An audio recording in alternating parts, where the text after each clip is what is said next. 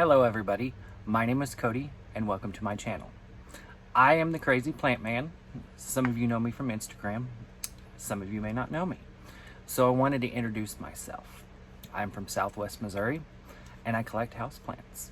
Why I decided to create a channel was to just kind of show people how I do my things. I know a lot of people have ways of doing it themselves, and you can take off of my methods, you can create your own methods, but everybody learns in their own different way. So I'm just kind of wanting to bring my knowledge forward. I've been collecting plants for probably the past 10 years, so I'm not new to the house plant, collecting craze that's going on right now. It's just kind of been part of me for the past 10 years. My great-grandmother actually got me into it. So it's kind of led from, having 1, 2, 3 to over 300 plants. I wanted to start off my first video with showing you guys some of the stuff that I have propagating and how I'm propagating it currently.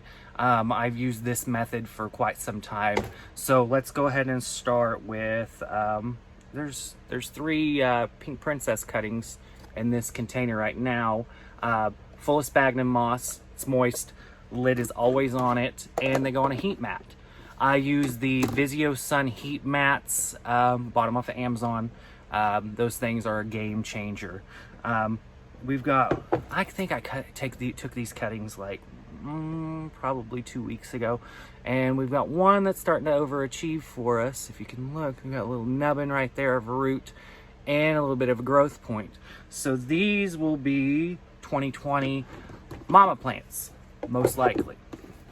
In our next container, I've got, begonias. I love begonias, and I've always propagated them they call it dirty spag. It's just sphagnum moss, perlite, and I believe like a potting mix. And what you do is you mix your perlite and your potting mix together.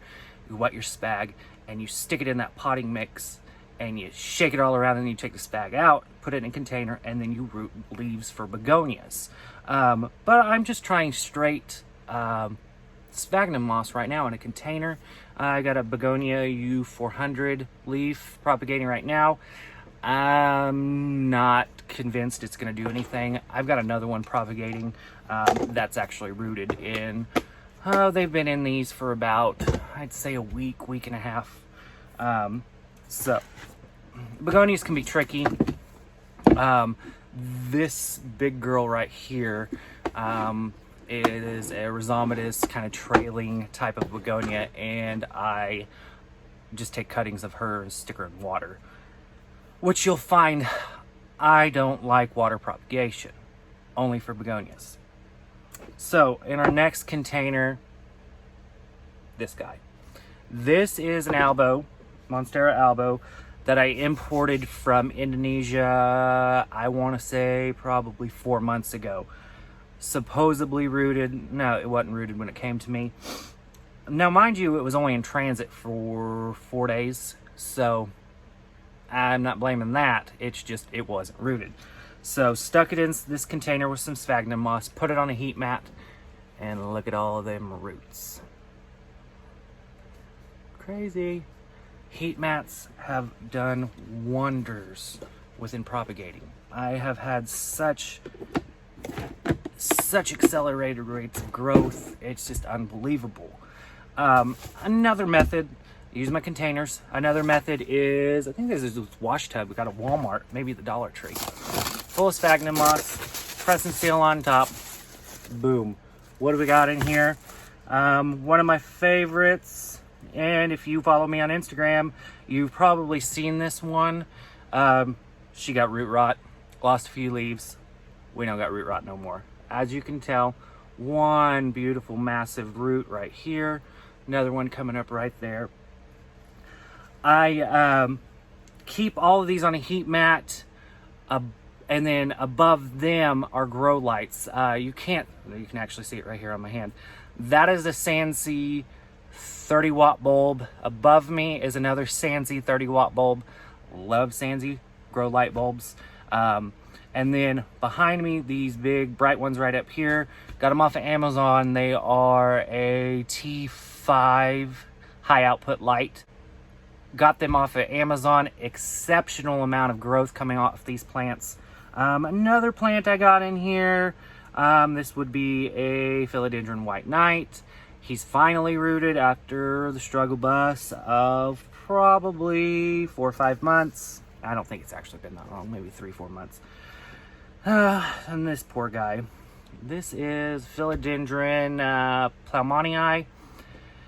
Thought it was doing great. It wasn't doing great. Oh, look, we can take that leaf off. Root rot. Wasn't growing. That is #1 killer of houseplants anymore these days, seems like, root rot. And I'm not an overwaterer. I am actually, you know, you can call me a neglector because I don't water as much as normal people would. I also use a very, very different mix than most people. We'll go over that in another video one of these days. Let's see, some plants that I'm excited about to show you guys, kind of the progress of them over the next year would be this guy. This is an Anthurium regal. Actually doing wonderful here in this pot. It was a cutting. It was a big chunky cutting about that big and about that big around. And we've got root growth in here like crazy. I don't know if you guys see that right there. And then there's another big root right there. Little nubbins all over the place. Can't wait to watch that grow and show you all the progress of it. Struggle bus is over for this plant, and now it's in the One Leaf Club. Philodendron El Chaco Red. Lovely little plant. I've had these in the past. I don't know what I did with them. Probably sold it. Beautiful backing on it. Believe with this one, now I haven't seen an adult version of it. I want to say it's kind of like the trailing, not like pothos trailing, but more of a creeper, ground creeper. And then another thing you guys are going to get to see me do probably in a video here coming up soon is chop this guy up. This is a philodendron Melianochrysum, and this thing hates me. We've got 2 of them. They hate me. So I'm going to chop them up and make more. Thank you for joining me in my video, and we'll see you in the next one.